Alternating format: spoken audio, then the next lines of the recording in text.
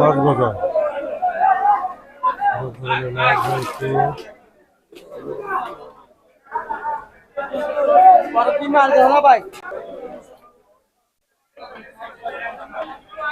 রূপচন্দা মাছ,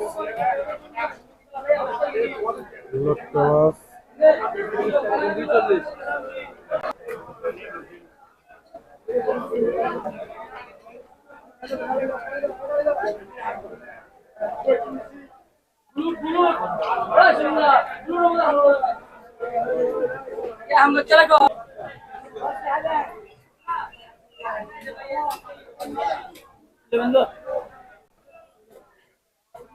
চট্টগ্রামে মাছ বাজারে অবস্থান করছি।